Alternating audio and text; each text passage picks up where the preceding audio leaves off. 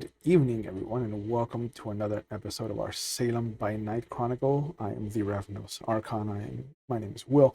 I'll be your storyteller this evening. And last we left off, we had a season finale to end all season finales thus far.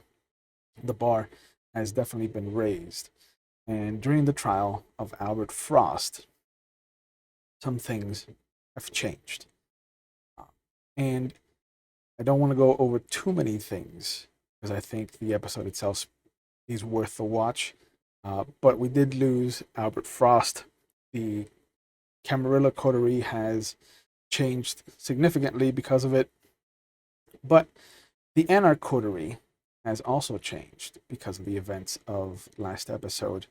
We're jumping from July, where this was taking place, to October 26, 1984. It is a Friday. It is the first Elysium since Thomas Reginald Hyde has become Prince of Salem. And some rules for how the city is supposed to move forward have gotten out to people.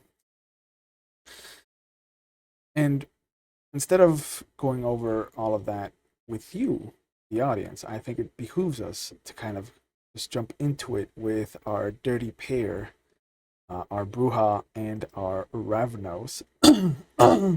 Excuse me, good to see you guys. So, Happy to be here. Hello there. Thomas Reginald Hyde is the prince now after staking and killing Geraldine Birmingham at the end of the last episode. We saw that there is heavy Inquisition presence in Salem. But some of the things that have rolled out since this Ventrue took over Toreador's city. West Salem is now considered a no man's land. Anyone across the Willamette River is not under the protection of the tower anymore. This has done a few things to people who have their domains on that side of the river. It's forced a reconstruction and a reimagining of the domain map as far as Salem proper is concerned. Some people, for instance, that had, a diner in West Salem no longer have that diner in West Salem. None of the domains that Otis King and his coterie staked out for themselves are recognized anymore. But there are rumors that Otis King and his coterie will protect any kindred that comes asking for help from them. It is no secret that Otis and Thomas Reginald Hyde have bad blood between them.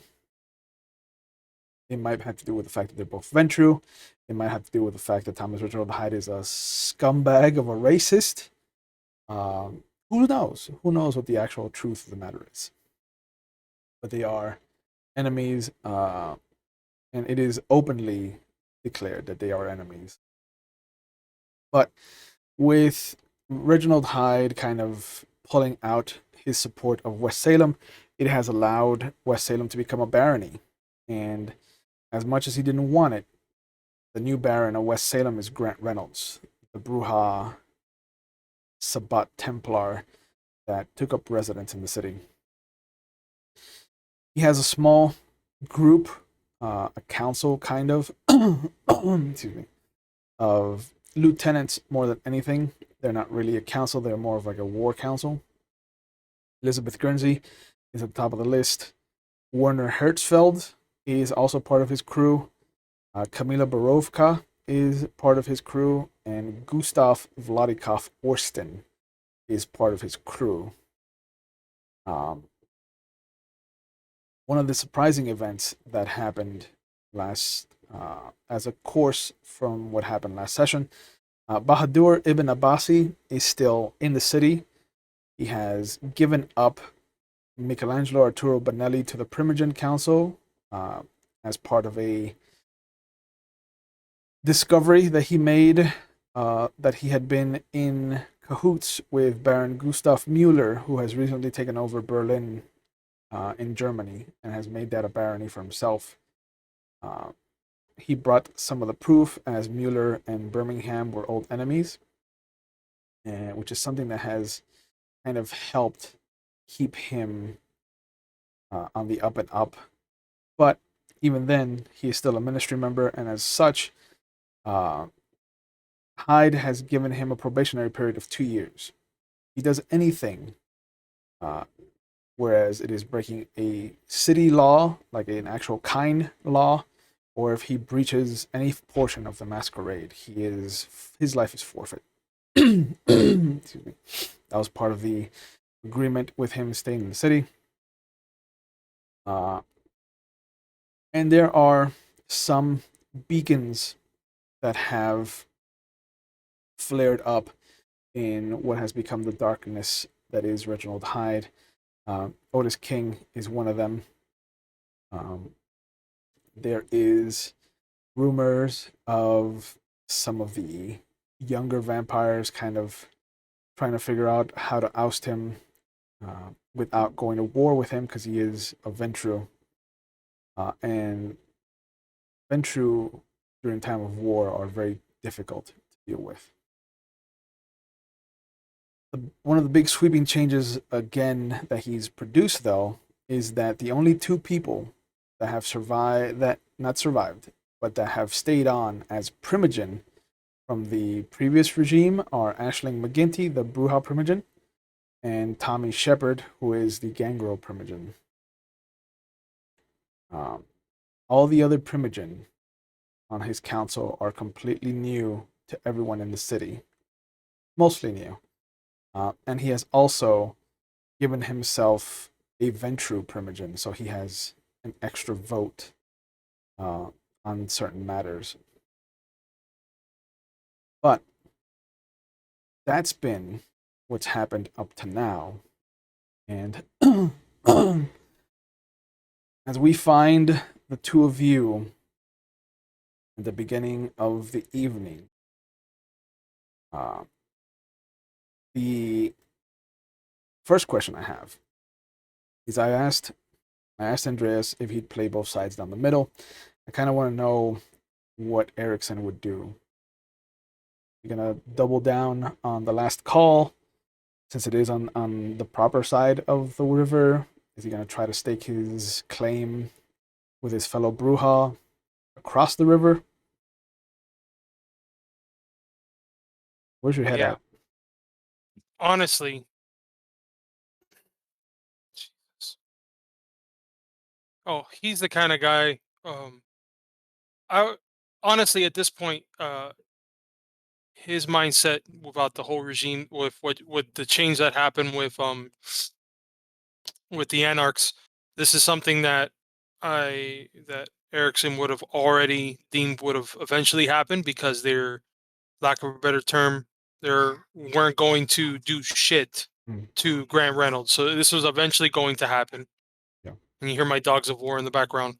And then with and as far as for the Camarilla, when this whole thing happened in the trial, I know that, was there any recognition? Was there any notice? Considering what myself and what Melvin did during this whole thing, was there anything that was said to us? Any kind of recognition? From Thomas Reginald Hyde, no. Excuse me. Mm-hmm. Aisling has definitely warmed up to you because of that. So she's started to become more available to you, if that's something that you want to pursue. No, Share I'm actually. I want to try to keep as close. Honestly, I want to be able to get as. Nah, I'm not gonna ruin this for everybody yet, but I want to get as close to Grant Reynolds as I can. Then. Okay. Sheriff Green has definitely offered you a position of whip if you want it. You and Melvin were both offered the position of whips. Oh, so quickly. Actually, with whip, what does that entail if I get something like that? Oh my. Uh, whips are usually enforcers. They aren't bruisers per se, but they are definitely the kind of people that are at the beck and call of the sheriff. Mm. And I know I'm asking all these questions just because this is trying to make my decision, but Mhm.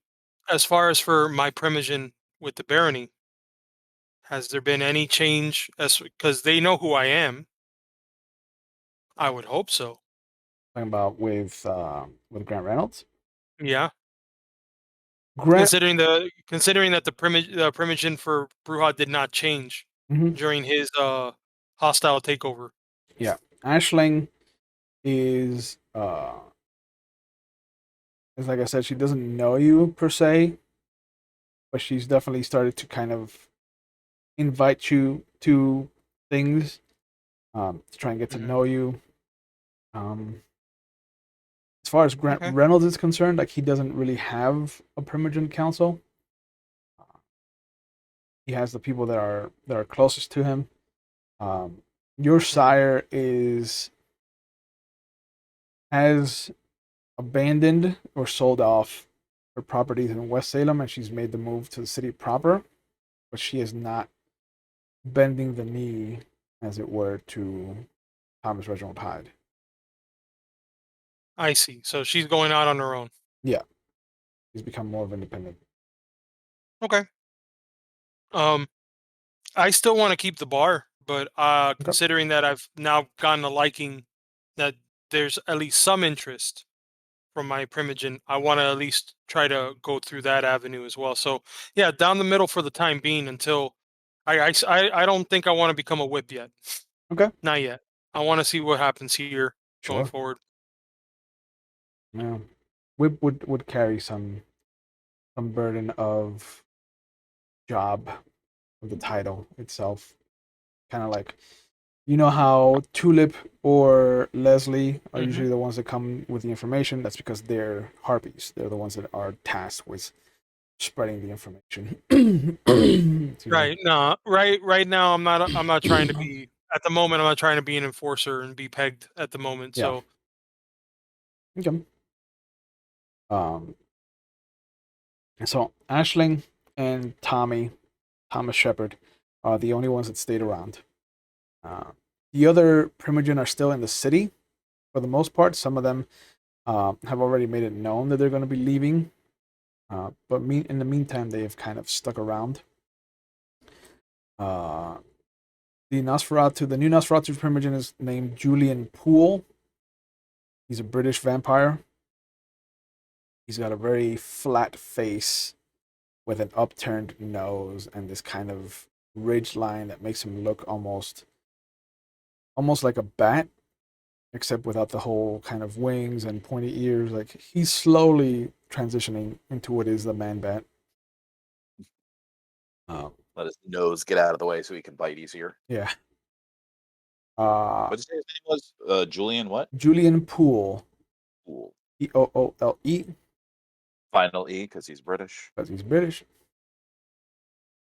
The Malkavian Primogen is Elias Kaiser, German. Ugh. Yep. And he is firmly stuck in 1941 German mind frame. He wears an SS uniform.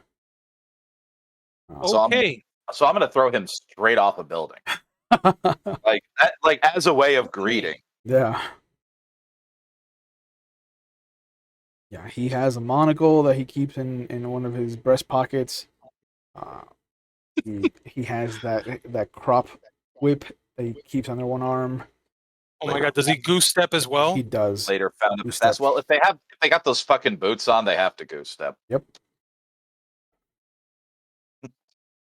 The Ventru Primogen is actually a kindred that I don't think you have interacted with personally, but she's definitely been at the Elysiums, and I know the Camarilla group has interacted with her, but it's Anastasia Richards.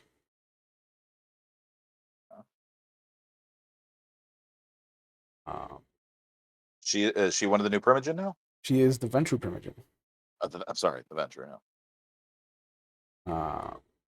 Juliet Rabot has been ousted, and in her place is Richard Stephen Thompson as the Tremere Primogen. He owns a bar that Andreas has been to. Oh, really? Which one? The one that you guys moved into up north. Oh, that's his? That's Oh. his. Right? Am I remembering correctly? Is that where I was chasing a couple of the Tremere like through the crowd? Or No, that's the one. That's the one where you were inviting him to kind of be at home. He was like, "Well, you're in my bar," so Got it. the bartender was his ghoul.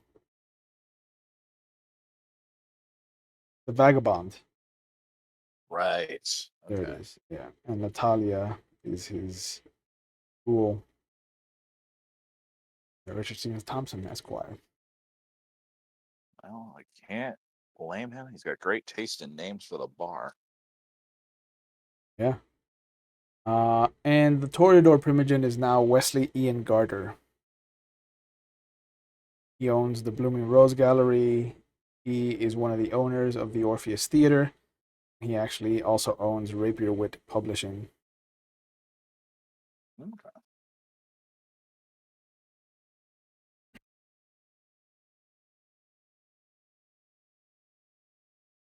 That's the court as it is. Harvey Green is still the sheriff. Leslie is his harpy. He does have a couple of new whips.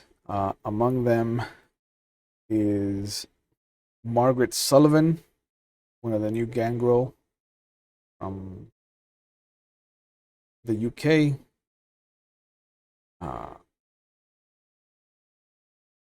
He has made Wilhelmina Statler a whip.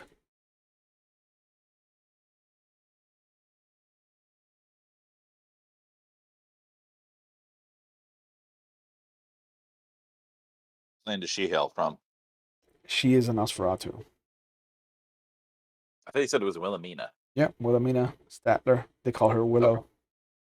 Oh, her. Okay. Anyway. Yeah. And she's a Nosferatu? She is a Nosferatu. Oh.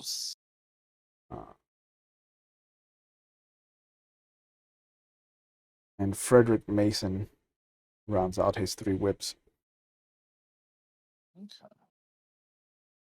You do know that he offered Marcus Bradley a whip position, but Marcus turned him down as well.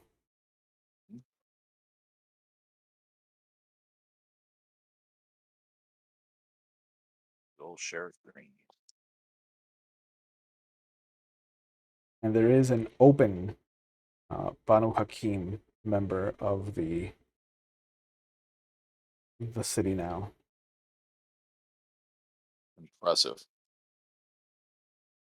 Well, I mean, this city's in enough chaos so we can get away with that kind of crap. Yep. They're tolerating my presence after all. Yeah. She is actively been hunting Andrew Gibbons. And me and her both. I mean, all three of us at this point. Yeah, right? Yeah, but I'm selfishly minded, so it's like my first thing. It's like I want him. As a matter of fact, I mean, he's probably been the one of the main motivations of me focusing on developing my power anyway. So all the times he's been double dealing with us so far, it's like I gotta have get him back somehow. True. It's very true. Excuse me.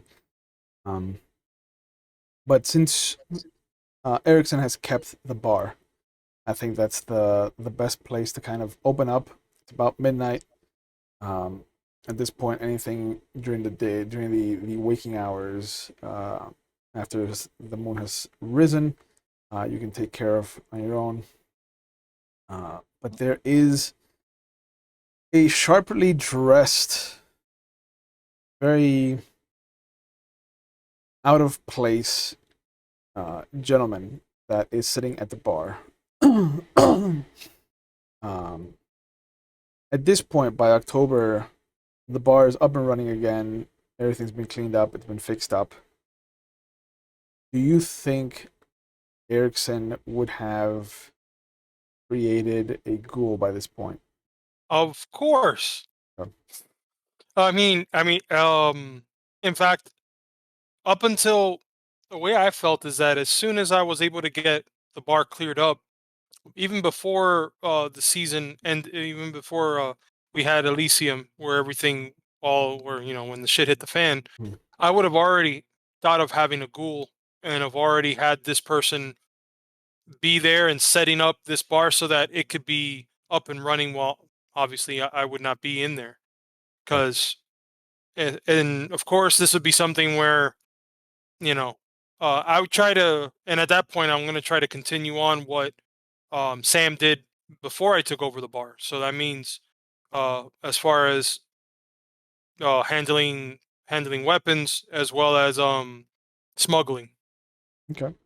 I try to keep it as simple, as though even with all the stuff that happened that led up to that, even when the bar reopened, I want it to be like as though it never changed, so that it involves the same people to come and meet me, just so I can interact with those people a little more.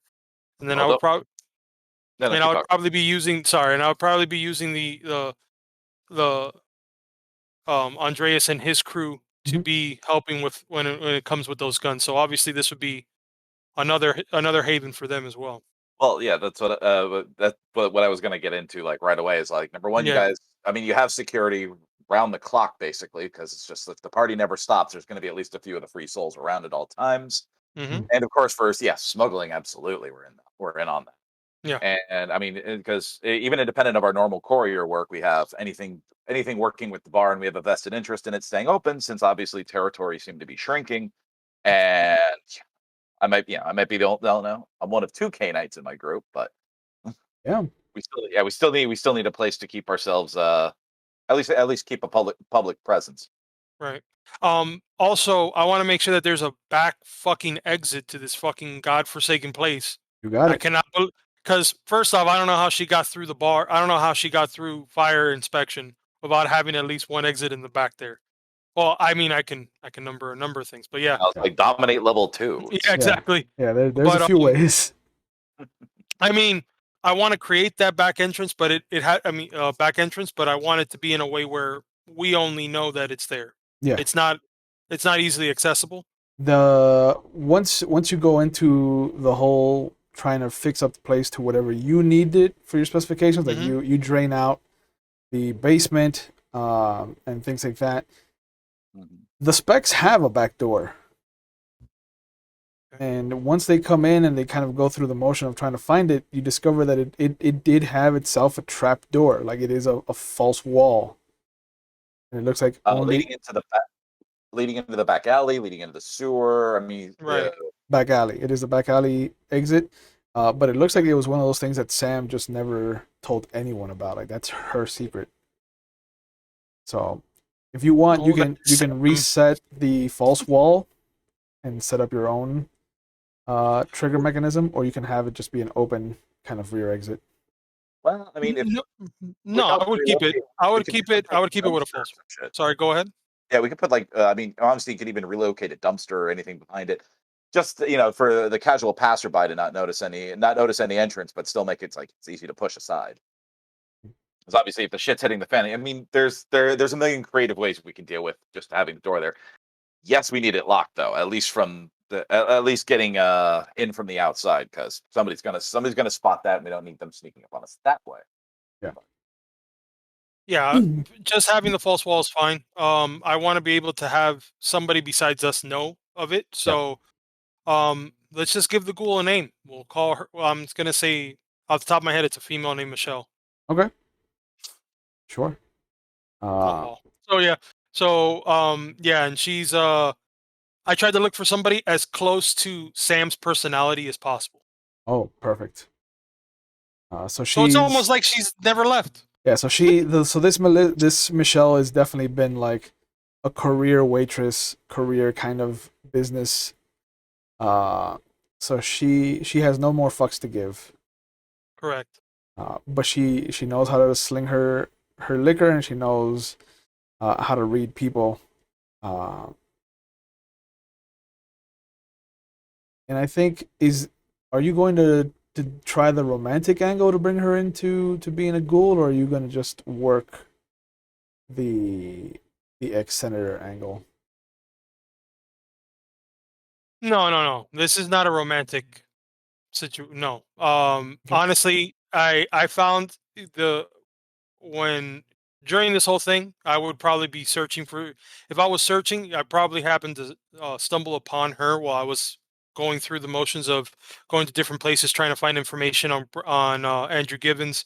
Probably saw her. Saw she probably quit the bar that she was working at and realized that she wasn't going to take their shit anymore. Which immediately told me, "Hey, this person, I need this person to come with me." So I decided to give her a promotion, which is being the manager of the place. Got it. And I but she is my ghoul, so I would have given her some of my blood Mhm. at that point. So Yeah. yeah. So this is more of a business transaction strictly. So at this point, it is definitely somebody that you've entrusted with the fact that you are at least a vampire. Does she know that anybody else is a vampire? Have you? The only two people that she would know. Oh, first I let her know it's me. Well, if I would do this, it would be in a situation where Andreas and myself would be there together. Hmm. So it'd be like, all right, just to let you know, this is the shit. Either you die now, or you're gonna continue to work with us. So what will it be? Okay. So it's not like, And she's oh, if you say no, we'll let you go on your own way, and then just fucking have a masquerade breach uh, hanging around. Okay. no. I don't dominate. I kill. So it's either Ruha, it's either 100%. it's either you're with me or oh, it was fun while it lasted. Yeah. Okay. But she's the kind of bitch that I think that would be okay with this. Mhm. That's the only reason why I would do something like this. Yeah. Yeah. Do you trust her with anybody else's uh kindred secret? I know that you have August is a kindred in your circle. Mhm. Do you trust her with Shepard's ghoulness? Honestly, for right now, the only two people that she would need to know, It's you as and far as main interaction, Andreas. is me and Andreas, and that obviously she for being in there, she would also know as far as dealing with clientele that is not the bar. She can also, especially because of the fact she's my ghoul, so she's gonna have some form of, she's drinking my blood, so she's gonna have something that's Mhm. gonna allow her to realize, you know, that there's some people that she deals with that is not alive.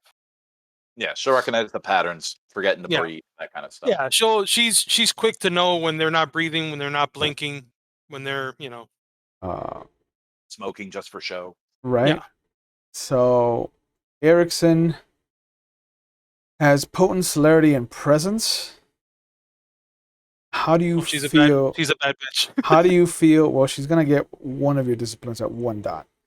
Yeah. Where do you think she would excel the most? Because right now your presence is the highest, and she would be very dangerous with either awe or daunt. You know what? What? I would want her to have awe. Yeah. Okay. I'll give her presence. Okay. Yeah, man. Oh, for sure. Now that I think about it more and more, that makes it so much easier. She can do crowd control real Hmm. quick in this Yeah. place. Yeah. Real easily.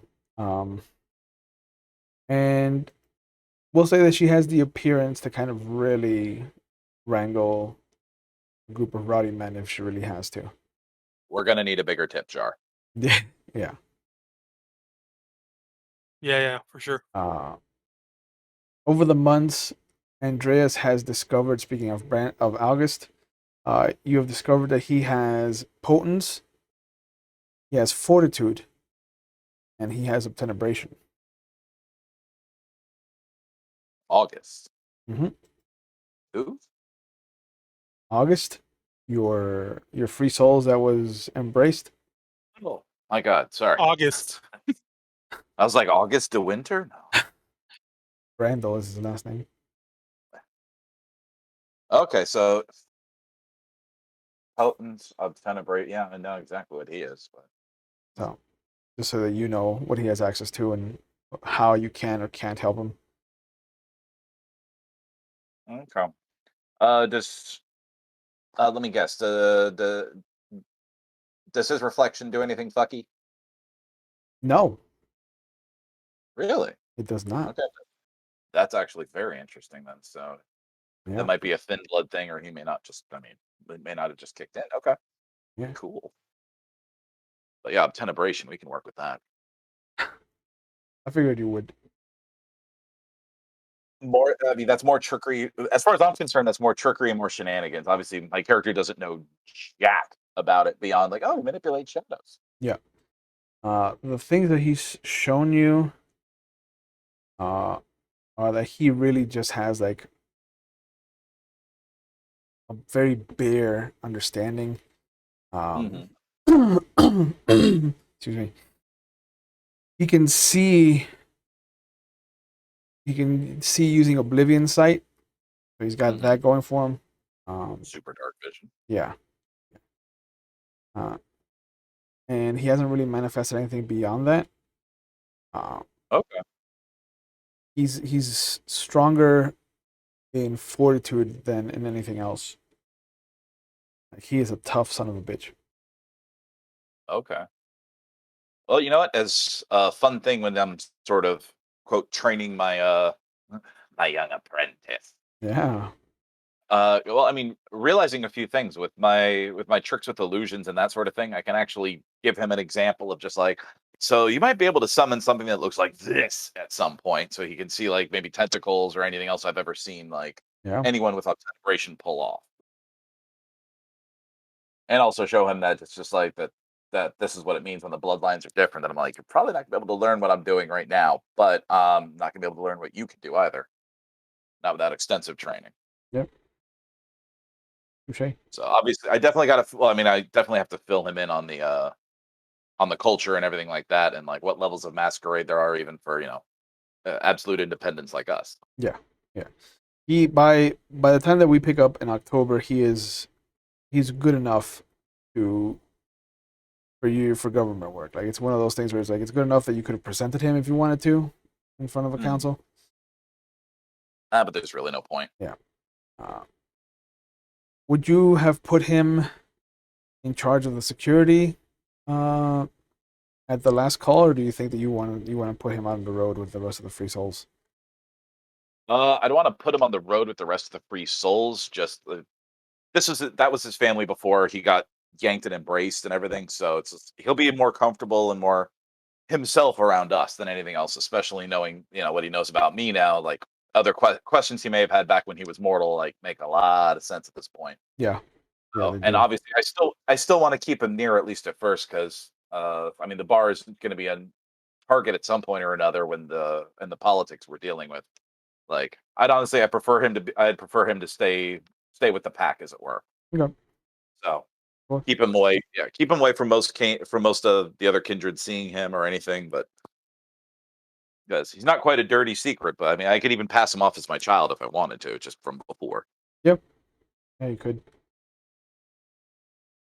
But yeah, so we find the two of you um, in the back office of the last call.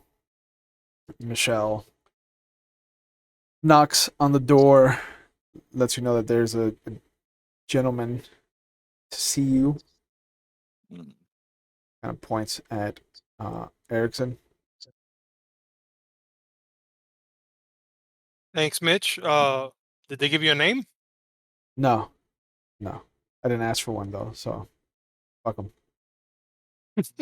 Looks like a lawyer though, so tighten your asshole if you can still do that. And she smiles and walks back to the bar. Oh, that bitch. So I'm just sitting back waiting for this person to come. Is the person coming to me, or am I going out? Whatever you They're want. waiting for me outside. Whatever you Oh, want. you know what?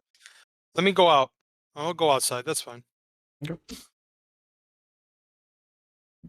So is it and this is at what on Friday? So this is going to be a lively crowd then. It is a lively crowd. There's a few free souls, but you have managed to get some of the not steamboat attendants or crew, but definitely some of the wharf workers, the river tradesmen and whatnot. Yeah, this has become their kind of haunt. Mm-hmm. And the second you come out, you see out of all the blue collar kind of people, he stands out. He's got a three-piece suit on.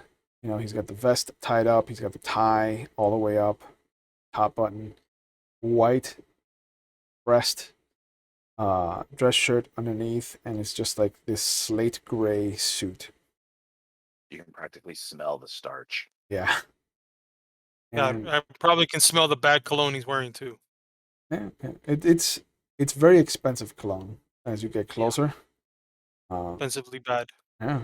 And as you do approach him, he curtly nods at you, stands up off of his bench. You see that it looks like he's drinking something in a Tom Collins glass. It must be something, it's either soda by itself or something that's really mixed. Okay.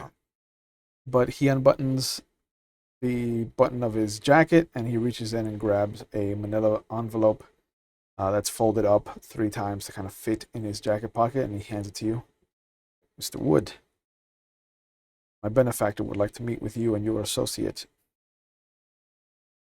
Well, you've caught me at a disadvantage, sir. May I have your name? Gregory, sir. Gregory Allens. Gregory Allens. And who is the benefactor that I need to speak with? Mr. Orston, sir. Orston. Does that trying to think of that name rings a bell to me. You've met him once, maybe twice. But he's kind of like the two of you. He is part of Grant Reynolds' Barony, but he is also a big player that's been very vocal and very involved in the politics with Thomas Reginald Hyde. Okay. I'll take the vanilla envelope. So I understand he wants to see me. What is this exactly? Just to see the both of you, sir.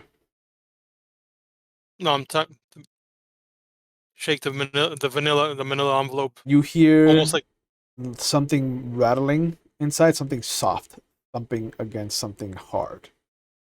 And it feels like there's a long kind of pen case, like a wooden pen case, with something that's rattling inside.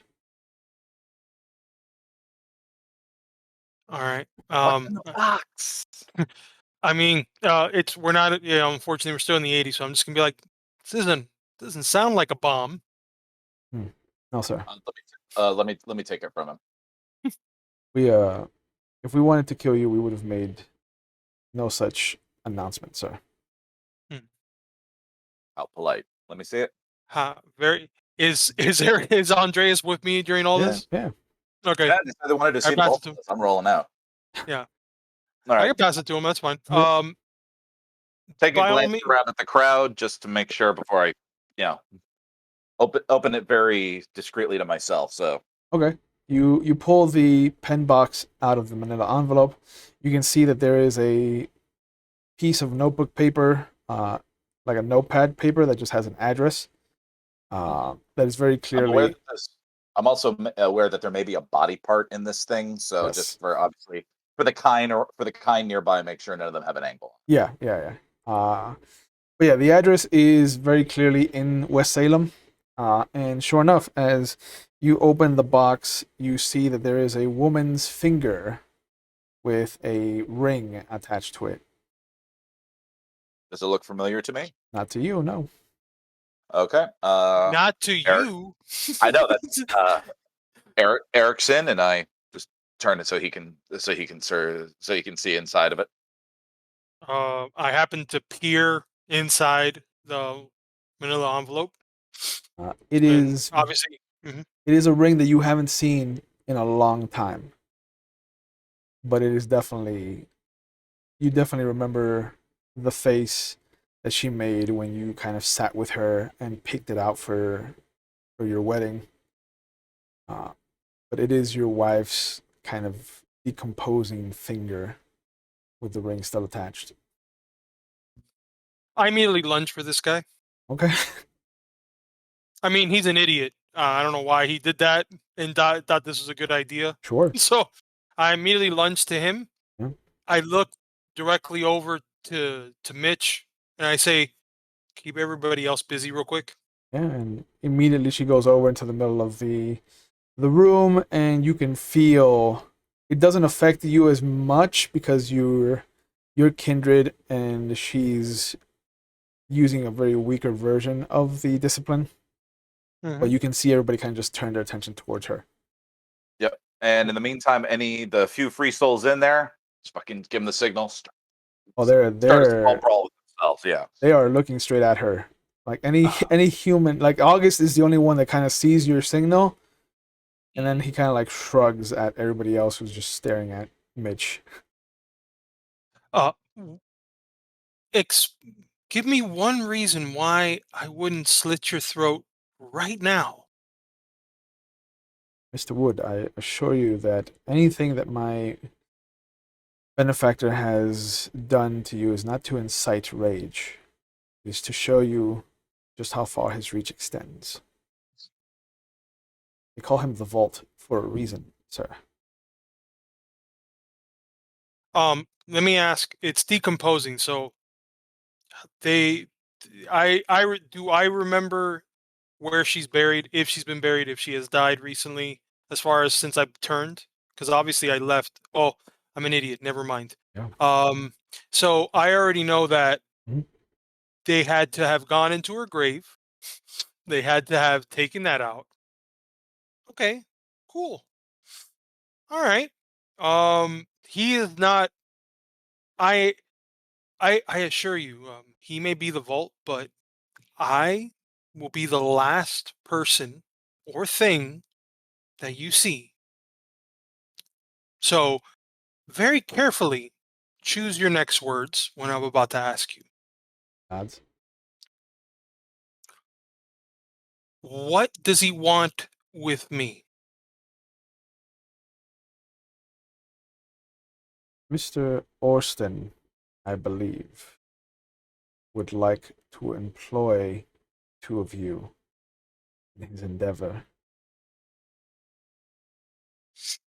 You know, he chose a very strange way to do that. yeah. Well, he could have accomplished this with a phone call. You got to bring us a dead body's like a finger from a dead body, which clearly it's bothering you, Erickson. I shoot daggers real quick at Andres. I'm like, no, I'm don't just mind you. Don't yeah, mind yeah. that. That's all I need to make my point. Clearly, this was meant to piss you off personally because there's nothing I reckon. But I mean, again, this Yeah. could have been accomplished with a phone call. We're open for business, for God's sakes. I look over at Andres. What else is inside besides what's in the box? What else is in there? Address. Anything else, Will? Oh, that's it. That was just yes. Slip of paper with the address we're supposed to be going to. I tighten my grip a little bit on this guy. I'm not trying to hurt him. Okay. Well, no, I am trying to hurt him. Okay. Just superficial, if nothing more. Yeah. You see that he does wince from the pain, but he doesn't vocalize it. You can see that he's Mhm, trying very hard to keep his cool. mhm. When does he want to meet us? At your earliest convenience, sir. Uh, I let I let him go, Yeah. and I straighten out his suit. Make it all nice and proper. And I say, I suggest you leave as quickly as you came in. And I turn around. I walk past Andres, and I walk back I go to the back. You see, since Erickson went back into the office, as the gentleman kind of fixes his tie, fixes his lapels, kind of. I kick on Daunt and tell him to get the fuck out. Okay. He books at that point.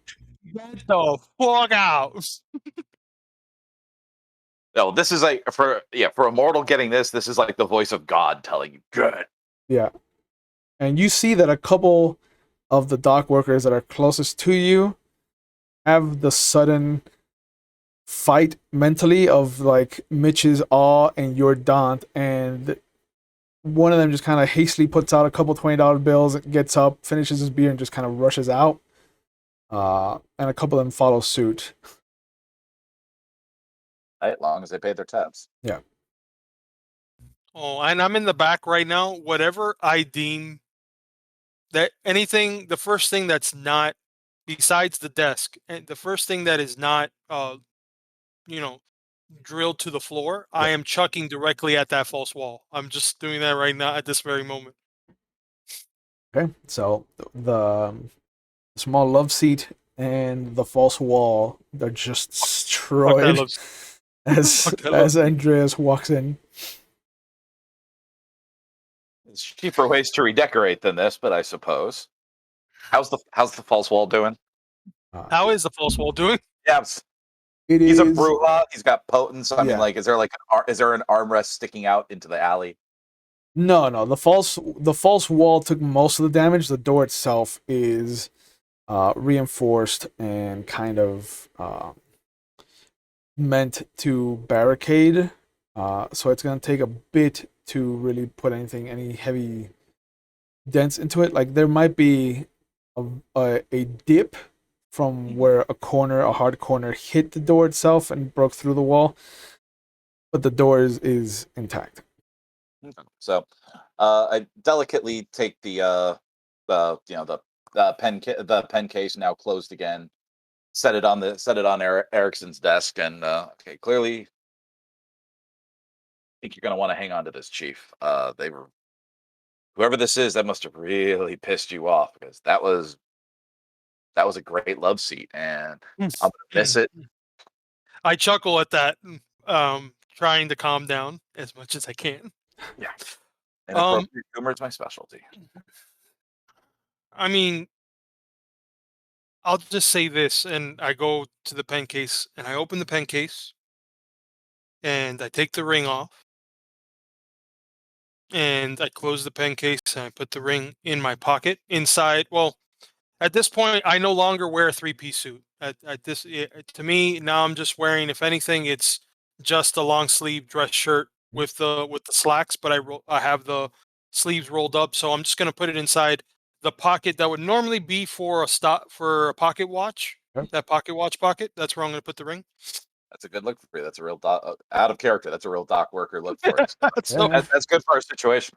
yeah, so I put that in. I go, for somebody who wanted to get my attention, he didn't have to go and dig up my former wife. It's not And that. Yeah, I'm aghast at this. so I'm gonna have you do the talking, because the first thing that I'm gonna want to do is rip this person's throat out. Absolutely. We'll find out if he has any other. He left the rest of her intact, as it were. If he's really looking to die tonight, 'cause, wow, this is impressive. This is a different level of fucked up, even for us. So I'm ready to go when you are. I think we're all set, and we are still gonna have to grab just a couple of small, pistols, our usual accoutrement for the evening. I mean, I at this point, since we've been doing the smuggling of people and guns or guns, I have come to want to at least have a holster that goes inside of my pants, so that to conceal the weapon. So that's where I'm just going to put just 2 9mm behind me. and that's the only thing I'm going to take. Just 2 9mm. I figured Uh, Erickson would be the one to have that kind of ankle holster for the Saturday Night Special. for the gun that saved me in the first fight that happened inside this bar. Yeah. So I'll have that on the left ankle. Yep. Just in case. And I've put it into a point where it actually goes further into the boots that I'm wearing. Hmm. So it's not really inside the pant leg, it's inside the boot, if Got it. anything. I got it. Yeah, I'll go with my old 1911 and my service pistol 1911 and one of my knives. Okay. Has Erickson bought himself a car at this point, or is he riding motorcycle with the rest of the Iron Pack? I had to teach myself how to drive since unfortunately, like, not teach myself, but I had to get used to driving considering my former driver is no longer with us. So yeah, I get myself a car. Something that's not too grandiose. So if anything, it would just be an Oldsmobile from that time, just something big enough where a couple bodies can be put into the trunk. And something, and not like, it's like almost like a boat that I'm driving. So Yeah, that's fine. Function over form. Yeah, function over form. I'm not. I don't give. Honestly, my whole I get off on power, not on the way, not on fashion, not on looks. So Gotcha. it's Right. I go to yeah. Go ahead. Well, okay, no, dealing with the stuff we're about to be dealing with. I'll ride with Erickson on this, but I'm actually going to have some of the free souls, since we know what address it is, have them within like a block or two. So, I mean, when shit hits the fan with us, things catch fire and explode. So I'm sure they'll notice if something's up. I mean, it's usually just you, but yeah, it tracks. Yeah, when we is a lot of people, but yes, anytime, anytime that we're gonna happen to be there with you, there might be fire. Yes. Well, I mean, that's what happens when there's matches. Yeah. Do you want August on the crew, or do you want him to stay at the bar?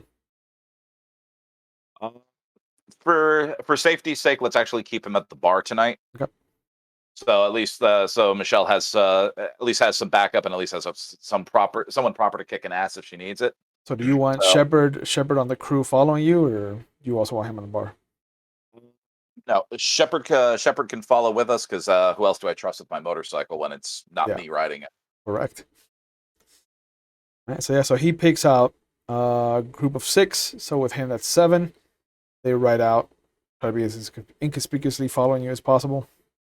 Yeah, I mean, they, like I said, they can hang. We know what address, so they don't actually even have to follow us. They can just get in position nearby. Yeah. Yeah, and they kind of roar by you on the bridge just to make it look like they're not really following you. Mm-hmm. And you guys show up at what looks to be a restaurant. It is high class. It is a kind of very portion, not like what Texas de Brazil would be like. So it's a Brazilian steakhouse? That'd be sliding in through the servants' entrance. Like for the kind of at its prime with that steakhouse kind of represented. Okay. Like that's where you're at right now. Nice. And like once you walk in, like you can see that everybody's like well dressed. You can smell the wine that's kind of wafting from the different cups and whatnot. You can smell fresh that blood on the air. Yeah, you can smell the different kind of cooked levels of the meat. Most of it is medium rare. There's 1 or 2 people that are eating it rare, and there's like one asshole who's in the back who's eating it well done. Yes. If that's the lawyer, I swear to God. No. Lawyers are bloodsuckers by a rule. He has to be having it blue. Yeah. But the maitre d' kind of looks at you. He looks down at a clipboard, and you see him pull out the picture of you from when you were running for senator. Of course. Mr. Wood, pleasure for you to join us this evening. He pulls Pleasure is all mine. 2 menus. The private room is this way, please. he leads you up a corkscrew stairway to a second floor. Real quick Yeah. while we're doing that, I want to be able to scan to see. I understand that this is a restaurant, high end, high class. There has to be some type of security. I just Mhm. want to know what we're passing or what we're going through while we're going up the stairwell. Yeah. At the front foyer, there's one security guard. At the back, by the bathrooms, there's another security guard. It looks like there's closed circuited televisions and cameras. Uh, Upstairs, there is one more security guard at the top of the stairs, and there's one security guard at the end of the hallway.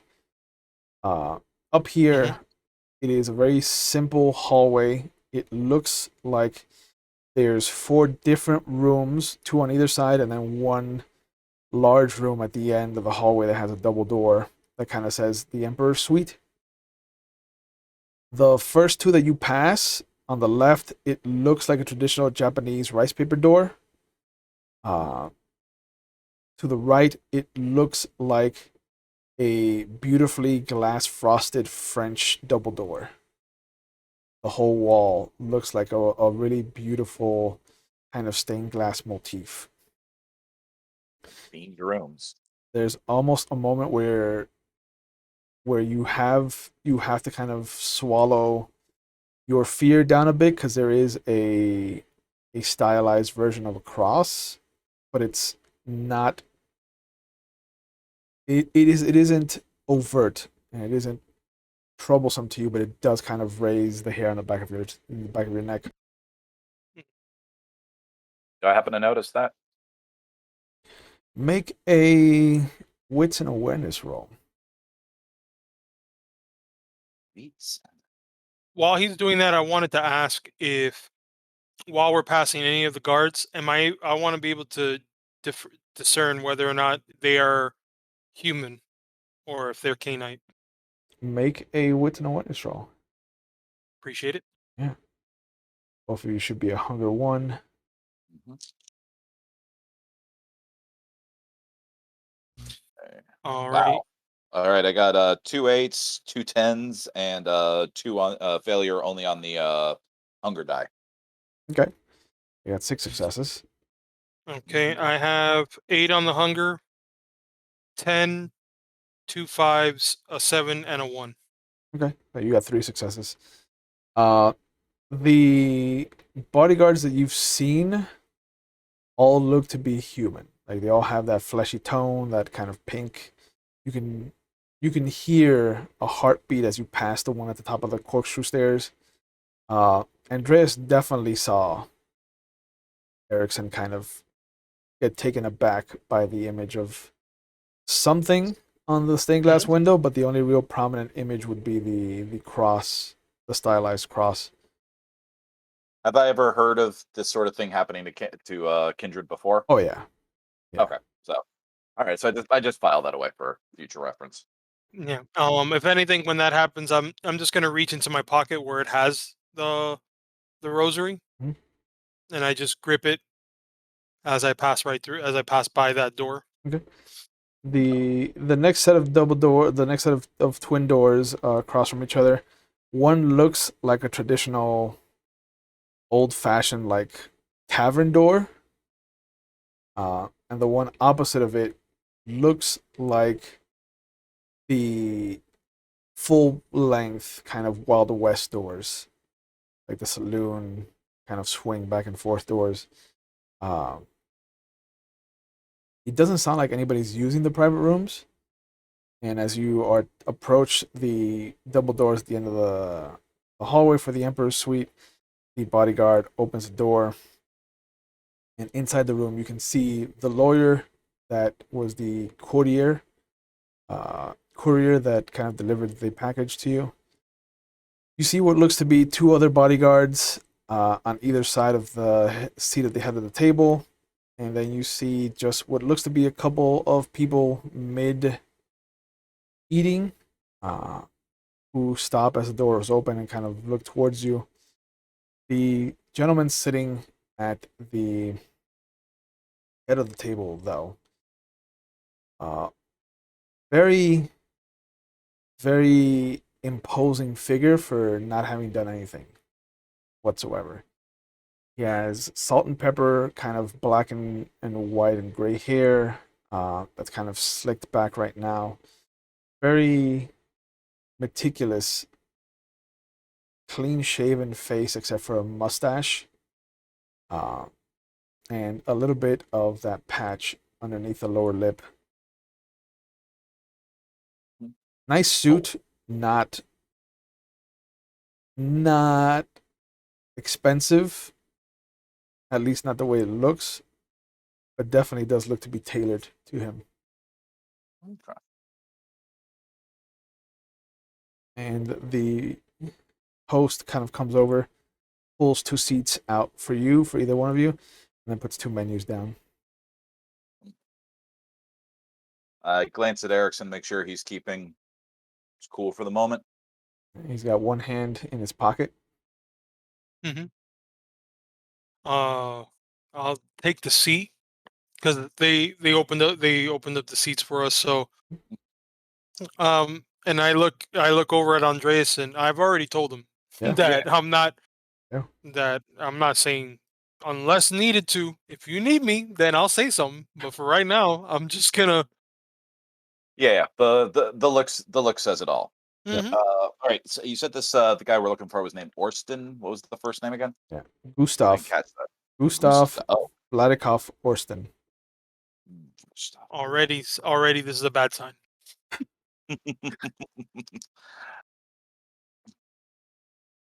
So, yeah, I introduced as that. So, Gustav Vladikov Orsten. And by the way, I try and say this in as close to proper Russian as possible, since I do have experience in that part of the world. Yeah. Yeah. Mhm. And the gentleman at the head of the table kind of nods at you. It's been some time since I've heard it in my mother accent. You honor me, Mr. Barker. Im- Still imitating his accent, not in a mocking kind of way. Just one of those. It has been at least 40 years since I've heard it spoken from anyone else. Your lawyer has a very interesting way of dropping off your business card, shall we say? Yes. There are I slam the menu down. Not too hard. I just slam the menu down when he says that, and I just sit back like, yeah, scratching my head a little bit. just a quick glance, make sure he's still cool. I assure you, it There, is not meant to be disrespectful. It's the way we do things in the old country. yes. The problem is that we're not in the old country right now. Neither are either of the gentlemen you are trying to engage the services of. So, in the future, the body parts of dead relatives very much appreciated not to have those involved. I take it the rest of her corpse is intact and where it should be. It's interred. Yes, it is undisturbed aside from what I needed to pull from it. Give a glance over to Erickson for at least reassurance of that. Chuck Lunar. Now, Just a slight nod. yeah, dramatics and excessive prop use aside, you have business you wish to discuss with us. Perhaps a service to be arranged. I do. Please, if the rest of you could leave us and you see the 4 ladies and the 2 other gentlemen that aren't his lawyer kind of get up. They take their dishes and their cups and they kind of start to walk out. The lawyer pats his mouth with his napkin, pushes his plate a little bit away from him, and then loosens up his tie. But Gustav, still unmoving at the head of the table. Mhm.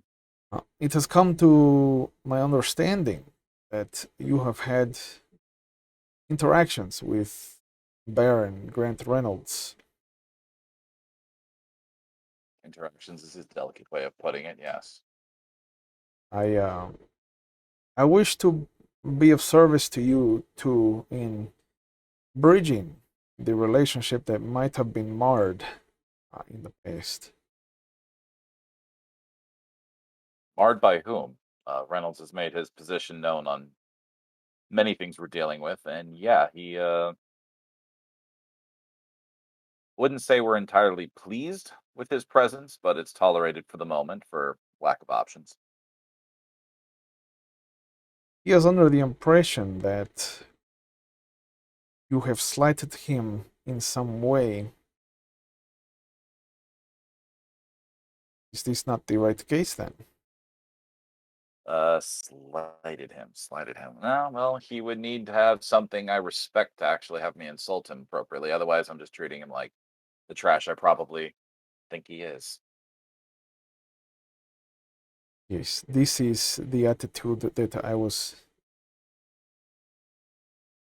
explained exists in your coterie. Yeah. Mr. Reynolds is a man of some skill. Mhm. He has selected a group of people which he believes are going to help him in the endeavor of taking over this city from the weakening Camarilla. And where do you come into all this? I happen to be one of Mr. Hyde's old acquaintances. And Acquaintance of the current prince, and yet here you are in West Salem, the no man's land, for lack of a better word, Anarch territory. correct, So take it this is a meeting you wouldn't want your old buddy knowing about. correct. Hmm. I have So, shown you that I can be trusted. I wish for you to show me that you can be trusted. well, my past history of all my work speaks for itself, or in fact, it doesn't, since most people aren't aware of what we're doing. But entirely depending on what type of job you need us to do, we might be able to do business. The lawyer hands him uh, a folder, and he kind of looks down at it. Excuse me. Mhm. You are Andreas Barker. You have been with the Free Souls for some time, since their inception, it looks like. Over 20, no, it is 17 years ago. Uh, and before that, it says here that you were part of the World War II, Yeah, very, very small part. a veteran. hmm Veteran of actually territory not too far from where it sounds like you're from. Uh, yes. Oh, how interesting. I am a friend of your sire's. How is Bartley? Hasn't been around in at least months since the last Elysium. I haven't seen him. He's often up to his own devices and leaves me to mine. Hmm. He is an interesting fellow. If you see him, Always tell has. him that I would like to meet with him as well. At this location, or would there be some other prearranged meeting point for him? This location is fine. Very well. How do you want? And I just stand up at this point. I'm just like, okay, enough with it. What do you want from us? What is it that you want in order for that involves us to help you with Grant Reynolds? I wish to bring down Thomas Reginald Hyde. I said sarcasm when you were referring to your old acquaintance. Now, would this be a political homicide or purely regular, good old fashioned homicide that you want? Because him being a Ventru, one is just as good as the other in terms of angering them, but only one involves them never coming back to bother you again. Correct. So Unfortunately, bring I have been on the receiving end of Mr. Hyde's warfare, and I'm not the only one in the city, as I have learned. There is some gentleman named Otis King who might be of use to you moving forward. But one does not go after a Ventru. One goes after the foundation the Ventru has built. You let the Ventru crumble on the weight. To get to Hyde, you must get to the Primogen. Mhm. You must turn the Primogen against him. Well, that would eliminate most of the new ones. The Primogen left behind previously, they may have some loyalty to him, but having not been advanced into their position by him, they're probably our best bet. Not impossible. It's not. Given the skills that both of you possess by birth, by clan, by fate itself, it seems, I believe that you two, above all else in the city, are best suited for this. Well, considering that all Aventru wants in their world is order, two big bringers of chaos would be suitable for this sort of job. So I'm somewhat disappointed to find out you didn't have a specific task for us because, money does make the world go round, even for those such as us. I can give you a specific task if that would make you feel better, but I don't feel like turning you into lapdogs. Rather, let you do what you do, how you The, do. de- the details we can do, the details of various jobs we can discuss another time. But at the very least, you need to be able to launder the money you pay to us. Otherwise, some random cash payments to some biker gang in the middle of Portland, well, not always a good thing. Yes. Gregory, give Right. them their down payment, please. And you see the lawyer stand up, go to a wall that suddenly has a panel that opens up that you didn't even notice before. And you see him pull out a small briefcase, brings it over to your side of the table, and just plops it down between the two of you. Popping it open for a second just to take a quick gander.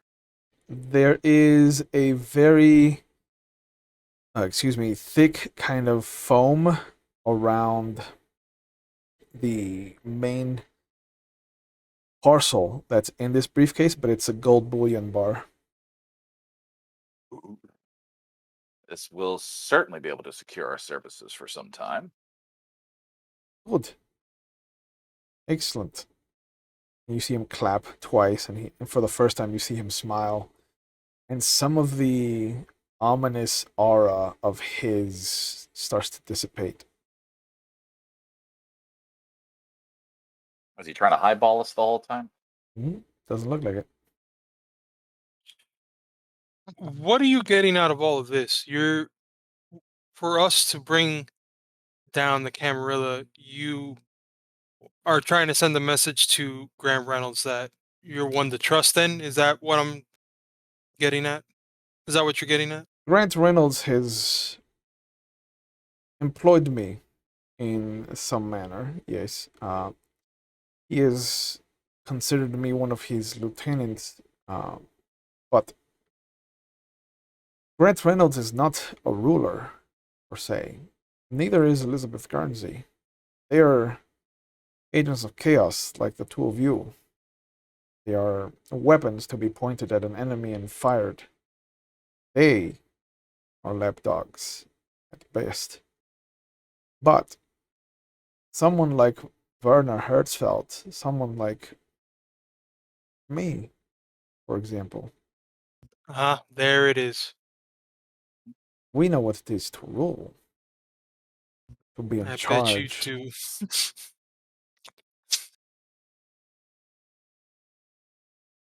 See, but Uh, good. Political goals, political goals I can understand. This makes a lot more sense right now because that is the perfect revenge against the Ventru and the Camarilla at large. Like Erickson is taking everything within him not to just explode at this moment. Like, Yeah. all right, okay. Also, Thomas Reginald Hyde made the mistake of taking my revenge away from me when he killed Geraldine Birmingham. So I want to take everything away from him. I closed the briefcase. If I may be so selfish to ask for one more thing, nothing too crazy. You wouldn't happen to know where we can find a certain person by the name of Andrew Givens by chance? He looks at his lawyer. The lawyer very gently shakes his head. If this is something that will solidify our relationship, Mr. Wood, I will put my resources to finding him. That would be very much appreciated. That's the first time that Erickson will actually crack a smile at that. And so I get up and I walk directly towards him, beeline, Yeah, he stands up, and I put my hand out. shakes it. I grab the briefcase with the gold bullion. Yeah. So I can't All forget right. that on the way out. Yeah. You obviously know where our haven's at. I hope to hear from you soon regarding this information. I take it we're going to be calling you here with our endeavor on our end, correct? This is correct. And you see Gregory reach into his jacket pocket again and he pulls out a business card. Hmm. You can reach Gregory any time of day. He is my most trusted ghoul. But any other servants of mine or agents of mine that will approach you with any tasks will be denoted by kind of motions to Gregory. And Gregory shows you, pulls the lapel off of his chest, and behind it, you can see a very simple pin that looks like a straight rose almost, but it's actually a scepter. Okay. So if they don't have these bona fides, they aren't sent by you. They are not sent by me. Good to know. And all agents of mine will always reveal their loyalty to me. Noted. I appreciate your time. And looking over at the lawyer. I get Erickson lightly by the back of the jacket. Yeah. I turn around and I walk out. We'll just exit out then. You can hear that from the Japanese rice paper door behind it. You can hear the people that were in the room kind of like laughing and talking to each other. But You weren't important enough for the conversation. We can ignore them now. Yeah, you guys descend down, go back towards your car. I kind of want this, because this is our first time being in this place, right? Mhm. I just want to see if there's anybody that we recognize in this place, considering this is in West Salem. Good call. Make a wits and awareness roll as you come downstairs. Appreciate it. Andreas will notice that Shepard is outside across the street. So yeah, obviously, I wasn't particularly expecting any trouble. This was just new people. But if he's fine and not looking alarmed, then we should be all right. Yeah, he's just across the street, kind of like smoking a cigarette and looking at and pretending like he's looking at his bike. I got an 8 and 2 7s for wits and awareness for anybody else in the room. Okay. I got 9 on the hunger, 10, 2 more 9s, an 8 and a 5. Okay. So it's 5. Five So 5 successes. successes. Seen way more than I do. Yeah, Between the three of you, you kind of scope out. The two of you, you scope out the surroundings. You notice that you both scored enough to notice that Sheriff Green is at one of the tables.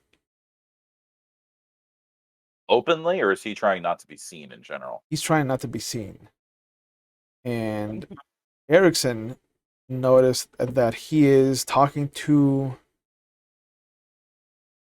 a human woman. Almost like being romantic with her.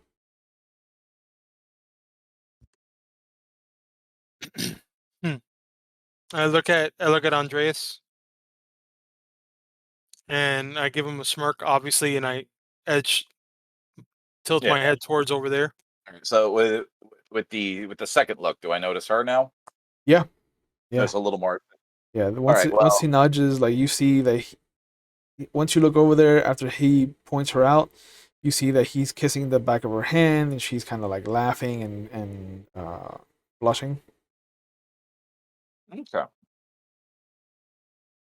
I give Erickson a look, like kind of just remember what she looks like, and just. But let's keep going. The hell out of here. Sure. Oh, what does she look like? She's short, maybe about 5'1", 5'2", just north of 5 feet. A little rotund, a little bit more robust, voluptuous, long kind of auburn brown hair that's tied back in a ponytail, with a very simple but nice kind of felt bow. A little bit of rouge. Can't really tell the eye color from this distance. Sure. And she like, as far as holding her hand, is there a ring on her finger? There is no ring on her finger. Did she look similar to Sheriff Green's apparent age, or is there a noticeable gap? There's a gap. There's a gap. Okay. She's older, or she looks older? No, she looks a little bit younger. Wow. No, actually no, because Sheriff Green is in his 30s. So yeah, so she is older. If anything, there's a familiar resemblance to Connie. Oh no. Oh no. Okay. Well, on that note, it's a definite like. Let's just keep walking. Let's go out. Yeah. Mm-hmm. It kind of piqued my interest for a moment. And I'm just like, all right, I'm just gonna keep walking. Yeah, But look, if stuff starts going off like Anarch wise, we don't want the sheriff to have just seen us through here. So if he's distracted, that's a good thing. all right, no fun. I just walk out. Yeah. So you guys get back to your car. You gonna go back to the bar, or? Well, first I gotta just take a minute and just tell Erickson, it's like, dude, I know sometimes it's a brouhaha thing, but with some of these, you got to bring it down just a little bit. I mean, isn't that why I told you to do the talking? Just That's why I tried. I tried to stay away from it.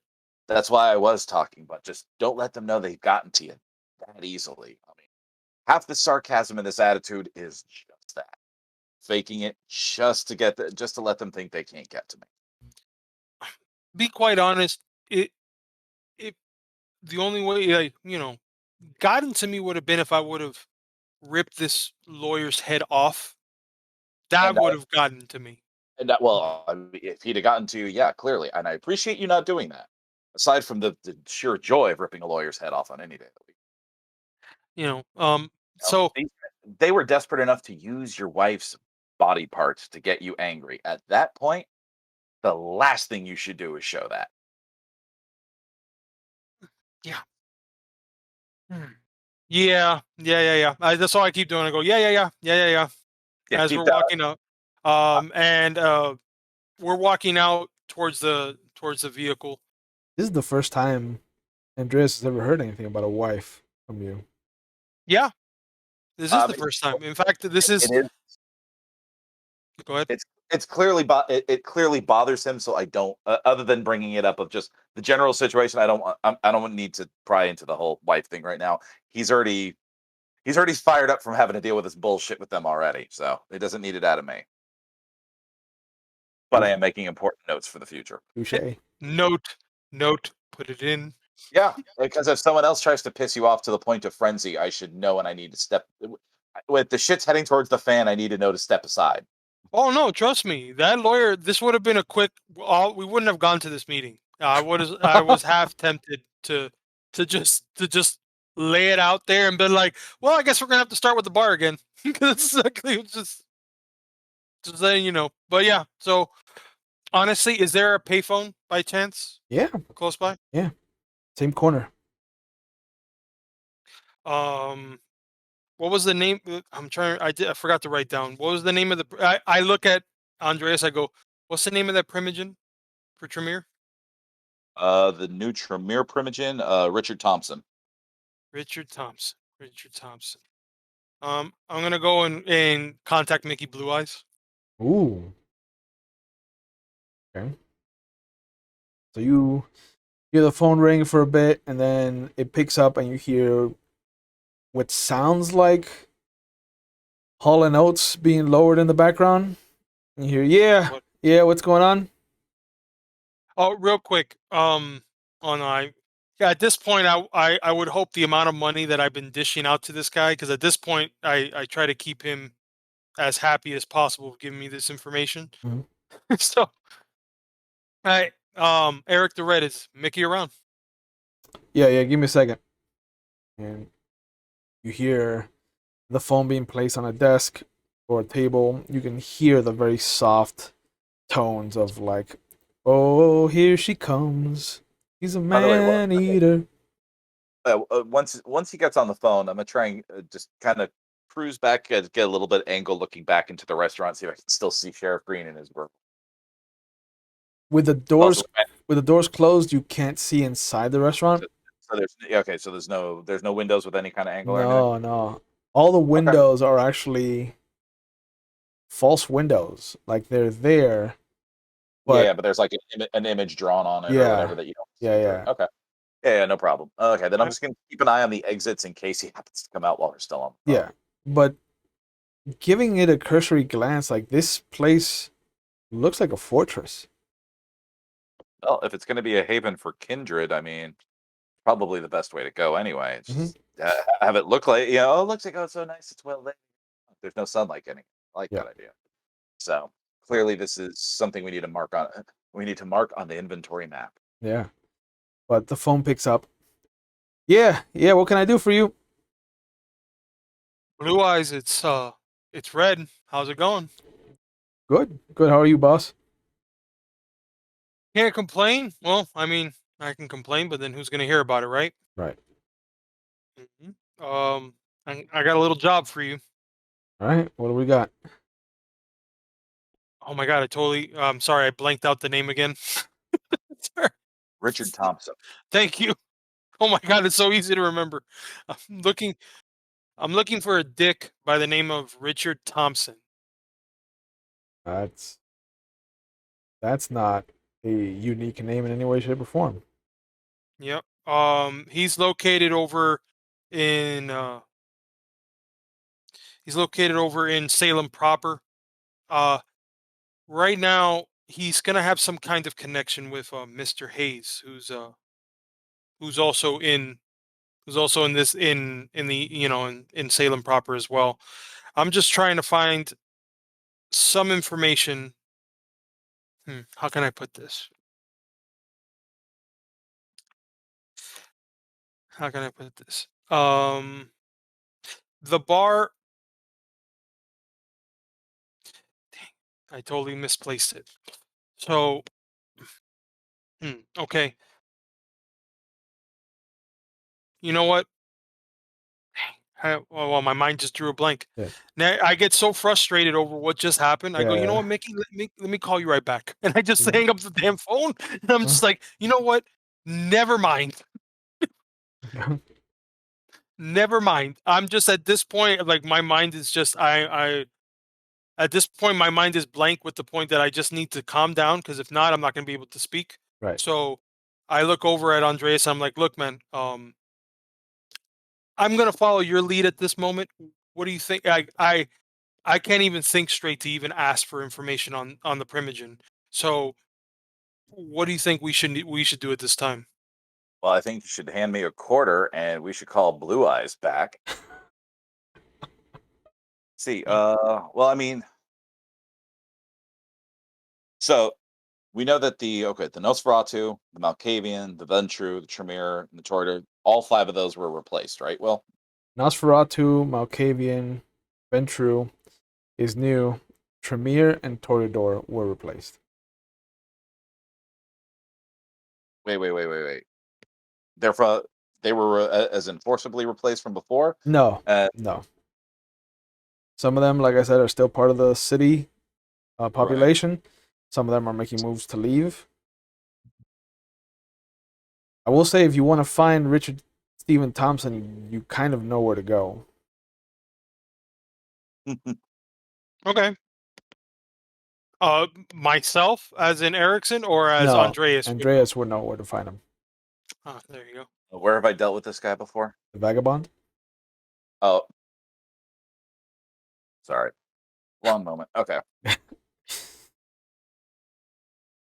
All right. So, are we trying? Yeah, no, but is Richard Thompson really our best bet to turn from among the Primogen? Does he actually have like a real? Does he have a real problem with Hyde?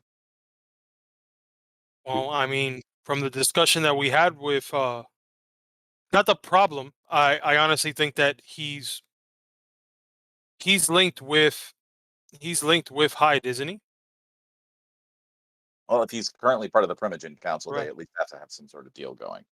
Okay, but I'm just curious as to whether he'd be the easiest one to turn. But I Turn, mean, I mean, turn, turn. I laugh. Turn, sure. I'm.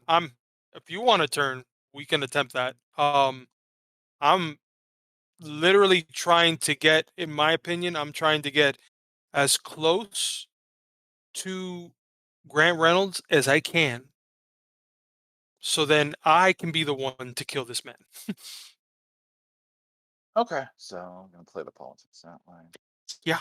I mean, for now, the way I see it is the only way we can get close to Grant Reynolds is to get close with um, Mr. Russian Nazi sounding dude that we just met now. So in order to do that, uh, we have to help out with. Well, besides, Hyde is not even on our favorites list either. So any Yeah, but way he that we lost can. Prince, but so we can't act against him directly right now, regardless. That's a death sentence.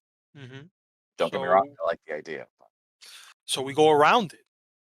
How else would we go around it? By trying to start from the bottom going up, I would think.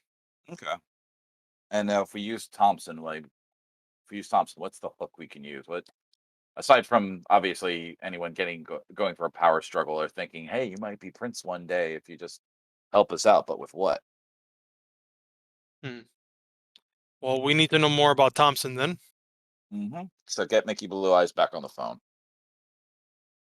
I go ahead and do that. They pass him the phone. He's like, yeah, boss. All right, I grabbed the phone away from Erickson. Mickey, this is Andreas. Hi. What can I do for you? Hi. Nothing. Just helping out Erickson. He's a little preoccupied at the moment. Just wanted to know, we need to get as much information we can as possible on Richard Stephen Thompson. You know, the new Tremere Primogen. Uh, I don't know your words, sir. I just do what I'm told. All right. Well, then I need you to look up, find out all the information you can, records wise, anything on Richard Stephen Thompson. You got it. Fantastic. Hand the phone back over to Erickson. Blue Eyes. I want you to go ahead and also check out this place called the Vagabond. Apparently, he frequents there as well. Okay. I've been there. Hmm. And you haven't heard any news from. I know he's gone ghost, but nothing new on Andrew Gibbons, correct? Uh, nothing normal. No, everything that Nothing. comes out of that funnel is weird and like a ghost story. Hmm. All right. Okay. Any chatter? Um, anything that would. Hmm. Have you heard anything going on about the theater that's been recently renovated? Just that the new foundation that came to town is in charge of it, the restoration of it. Um, otherwise, yeah, that's there's there's a power struggle between the old owners and the corporation that restored it. Good to know. Also, by any chance, did you hear about the incident that happened over at and I'm talking about the Moose Lodge, about what happened in when we were all there and hunters came in. Did you hear anything about some ruckus that was happening over at this lodge? Talking about This the big drug bust in at the end of summer, middle of summer. big drug bust. Hmm? Yeah, there was a big drug bust. I want to say in July, August, end of July, beginning of August, around there. It's all over the news. Okay. Have you heard of anybody in a suspicious group of people, like anything out of the ordinary of uh, just attacks, anything that would seem a little more than just a crime of passion, more of an organized hit, if you get what I'm trying to say?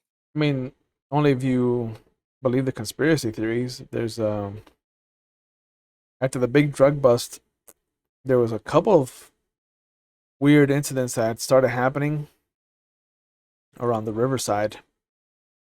Um, but they've been on quiet recently. Hmm.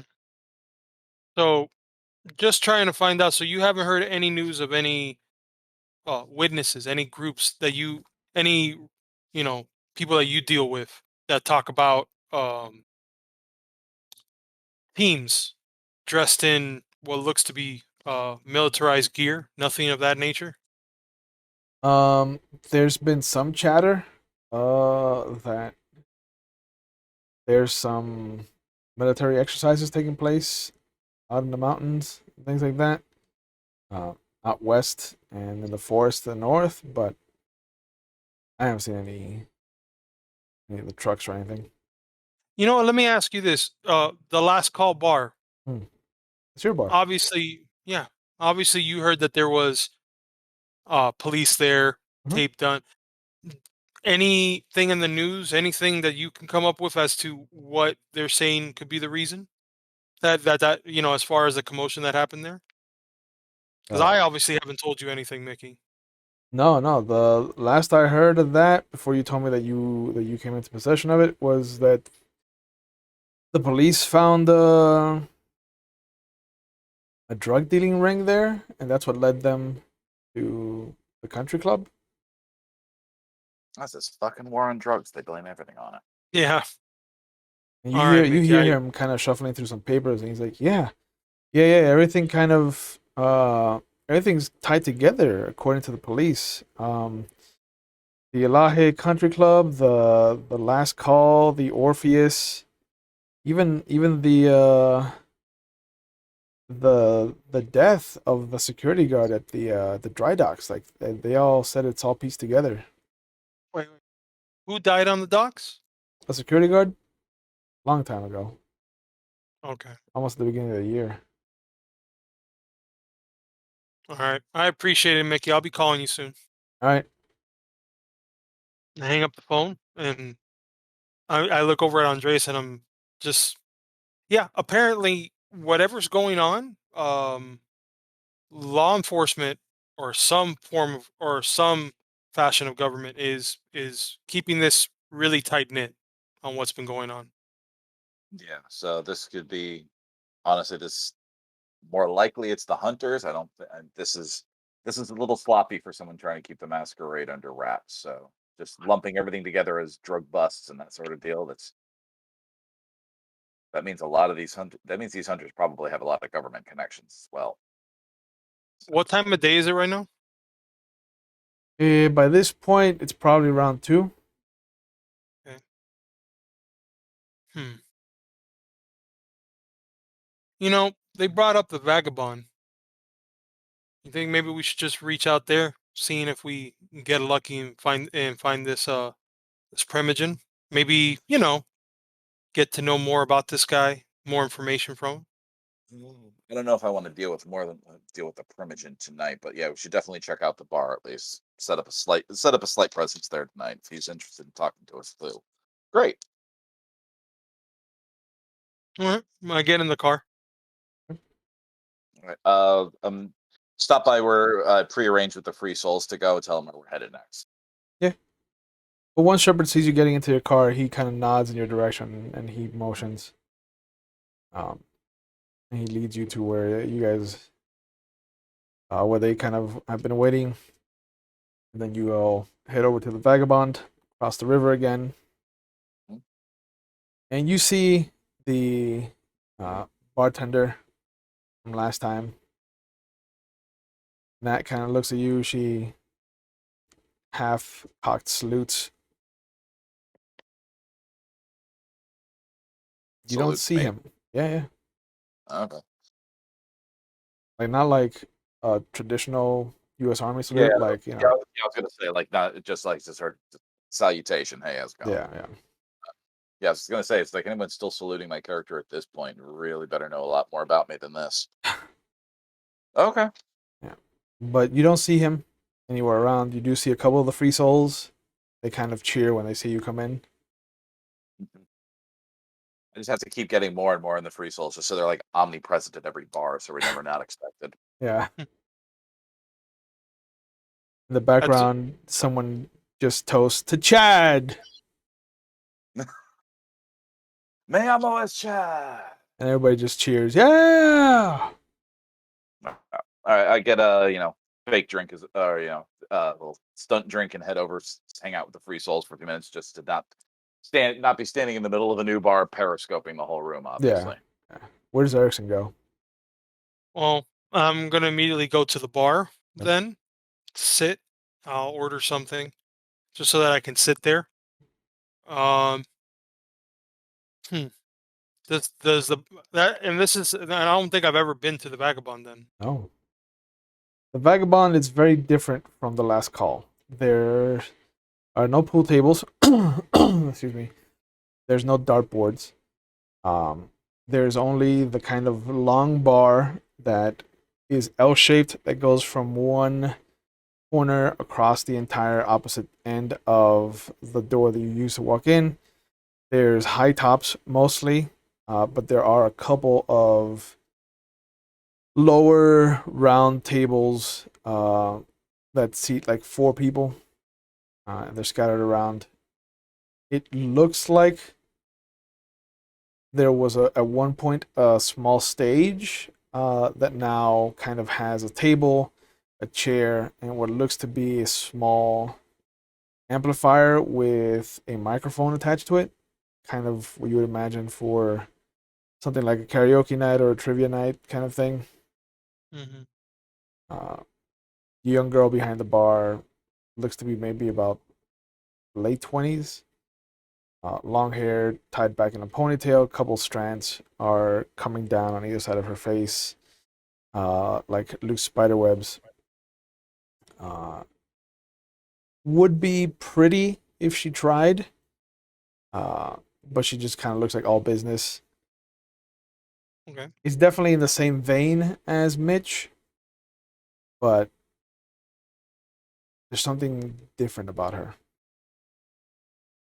Hmm. Do I am I able to see if? Can I tell that she's human then?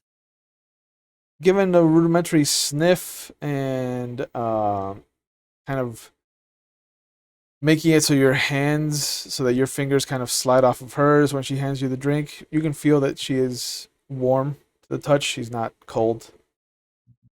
Okay. I take the drink and thank you. I'm sorry I didn't catch your name. Nat. You can call me Nat. Everybody else does. Hi, Nat. You can call me Red. I read. Um, this is my first time walking into this establishment. Well, Seems if you're with Barker, the only thing I got to tell you is don't start any trouble. The less I have to clean up, the more I like you. So don't ruin it. I mean, How bad do did I I? fuck this place up last time I was here? Uh, probably about 3 broken bottles and 1 glass. Oh, okay, that's not too bad. That's pretty common. It's gotten better. I mean, don't let the company I keep fool you. I'm last person that wants to start trouble. Good. Good. And I laugh to myself because I know that's a straight up lie. For sure. Yeah. This is night. Who owns this place? If you don't mind me asking that. We have one owner, Mr. Thompson. He's new in town. Picked it up from the previous owner who was just trying to get out of town. Didn't like how things were turning out up here, considering the different kind of fires that started recently and things like that. Hold up, Thompson. His first name wouldn't be Richard, would it? Yeah, R.S. Thompson. Oh, good old Dick. This me and him go way back. I mean, funny enough, we actually have something in common as well. I actually own a bar across the river. Oh yeah. Yeah, I mean, he wouldn't happen to be here. I haven't seen him in such a while. Would love to say hi. No, he left earlier. He was here. And one of one of the napkins there. See a pen if there's a pen laying around, and I Yeah. just go ahead and I just put the number to the last call. Okay. I go, Nat. I mean, the next time Dick comes back in, just let him know that Eric Wood, Erickson Wood is looking, was wanting to say hi, and I just leave her the napkin with my number. Mhm. At this point, I would think I would have business cards, but I don't. I don't work that way. So I Yeah. just wrote Yeah. just here you go. Yeah, and when she takes a pen from you, she writes down your name, and you notice that she does write it with a C. It doesn't bother me at this point. I'm just gonna, which is kind of weird. Erickson. It's almost like a last name. Yeah. Yeah. Oh, so no, and I sit back and I start watching Andreas, and I start looking around the rest of the bar. I'm trying to see if there's anybody that's out. If there's anybody that's doing the opposite of what they would normally do at this bar, which is drinking, making noise, doing what the opposite of what Erickson is opposite of what Andreas is doing. Yeah. Anyone quietly lurking like we are. Yeah. You look around, and this is a very different clientele than what you're used to at the last call. Sure. This looks more white collar. There's more mixed drinks than there are beer bottles or beer pitchers or pints. One drink definitely has an umbrella in it. Mostly women here, which is also a disparity compared to the last call. Yeah. But yeah, you do notice that there's a couple free souls that are at a high top talking to Andreas. Some of them are scoping out a table of girls that they're kind of like oogling and ogling at. Okay. Otherwise, this is a very different establishment. There's nobody just kind of hanging out. Everybody's with somebody, or everybody's like engaged in some kind of conversation. By any chance, there's obviously a back room as well. You would imagine. Right? Where's the bathroom at? I imagine it would also be in the back by the back room.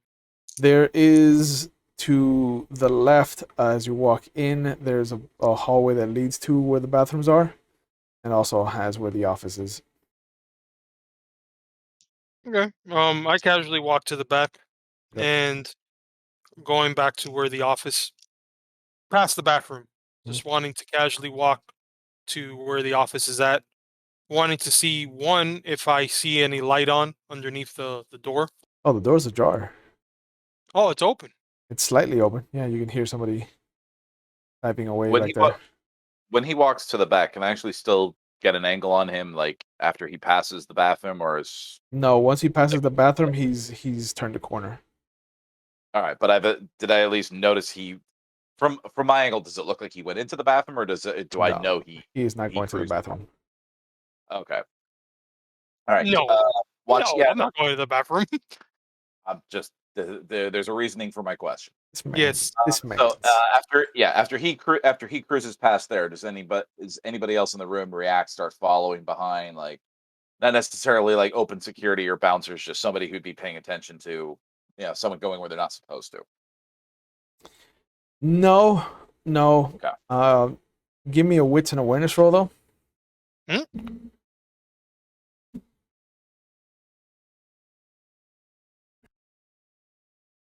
Okay, 9, 8, 7, 3 on the hunger die, and then 2 4s.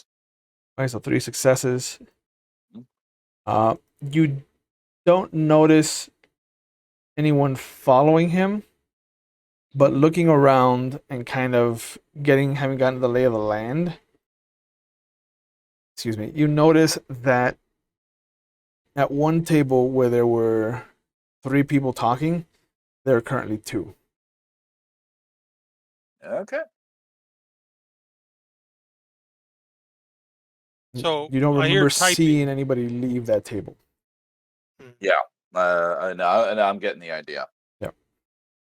Glancing around, see. You know what? I'm gonna start heading towards I'm gonna start heading in the direction of the bathroom too. Okay. And once I get around the corner, basically out of anyone's sight, or even opening the door, like I'm gonna fake it in the bathroom and use to kind of obfuscate and make myself invisible. Okay. So you're gonna activate the first level and second level power. Mm-hmm. All right. So the second one needs a rouse check. Okay.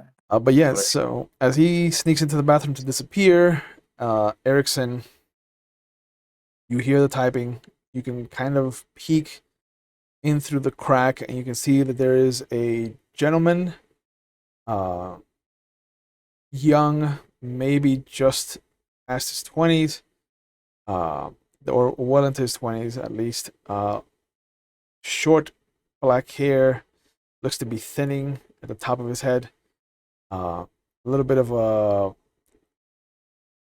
beard growing in from like what looks to be a few days of not having shaved. But he's just furiously kind of typing away, looking over something that he's working on, and then going back to the typewriter. After a moment, you see him take off his glasses, put him on the typewriter, and just kind of heavily sigh. Okay. Based on looking into this place, inside this room, do I notice any mirrors? No, not immediately from the angle that you have. Not immediately. Okay. I can't I can't see I can't see his face, right, because of how dark it is in the room, or is it lit? There's a small lamp, but it isn't meant to illuminate him. It's meant to illuminate what he's working on. So he is a little Okay, bit in the so shadow. all right. Um, you know, why not? I'll use I believe, if memory serves me correct, I want to see here, how does Cat's Grace work exactly? That's if you need to make a balance check, you automatically succeed. Oh, just balance check. Yeah. Oh, well, I want to see how stealthily I can actually Do I want to do that? I look behind me to see if there's anyone, if I notice anybody behind me before I start doing something stupid, which I know is about to happen. You turn around and you see the bathroom door slightly opening. My rouse check was a 9, by the way. Okay, so you managed to do it without incurring the beast. Mhm. So the door just opens and Slightly doesn't open. close. Slightly opens. And as I would assume, Andreas is kind of peeking out to see if he can sneak out of the bathroom. He sees Erickson looking straight into the bathroom. He's looking straight at the bathroom. I wink, shut the door. He didn't see you. That's the best part of that. Okay, then as soon as that, So wait. So to me, I see a door slightly open ajar Yep. and then close. And then close. Yeah. Well, then once I shut that door, that's when I turn myself invisible and then slip back out. So he might see the door open again, and then Oh, nothing. okay. Nothing's even there. It just suddenly closes again. So, Okay. so in other words, I just want you to understand what I see is the door open ajar, then close shut, and then open completely open, so that you're able to walk out. Yeah. Without me seeing you. Yeah. Okay.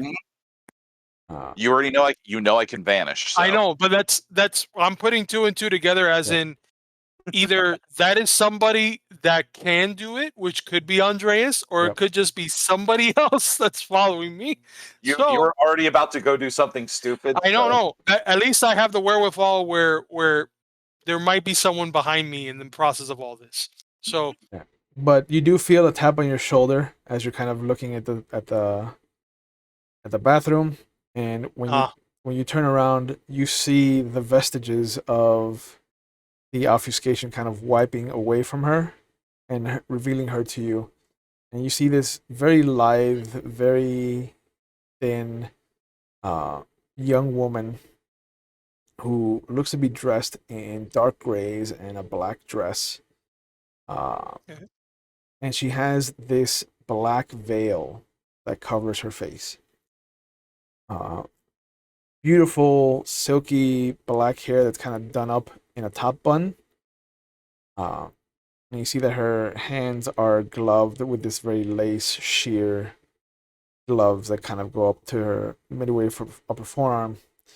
And she kind of looks at you. She's like, Mr. Wood, are you Erickson Wood? and I look directly at this person's face. I can't make a distinction at all of who this person is, correct? No, the veil is thick and it looks like it's meant to hide her visage. And who do I have the pleasure of speaking with? You can call me Willow. I was told that you could be trusted. I mean, I would hope that people look at me as someone to be trusted, but who might I ask told you that? Leslie Thatcher. She said if I needed a bowl for a china shop that I should call you. I have a china shop that needs a bowl, Mr. Wood. Well, Willow, then I might actually be at your service. Why are you here exactly? I've been following you How did oh, since when? since last week. Okay. Um, Willow, were you with myself and my friend who's also here? Uh, how did you follow us here? Oh, I've been told where I can find you, and so I've kind of lost you over the bridge once the bikers overtook you. Um, I just figured I'd make my way over here. If I couldn't find you, I could at least find your friend. Hmm. And during all this, I imagine the person that's been following me from the bathroom is also being able to hear all of this. Yeah, I was just trying. I was trying not to interrupt the code. No, of course, I wanted to make sure that I made that very known, so that Yeah. okay, I'm creeping up just in case we still need an element of surprise. But yeah, correct. Willow, but she came out from the door, or did she come out? Came out of nowhere. She came out of nowhere. Awesome. Well, uh, Willow, so is this something that you need for yourself or for your sire? Um, Both. It's more for my childer than anyone else. I I think you are the best one for the job because it involves Andrew Givens. Well, Willow, you have your bull.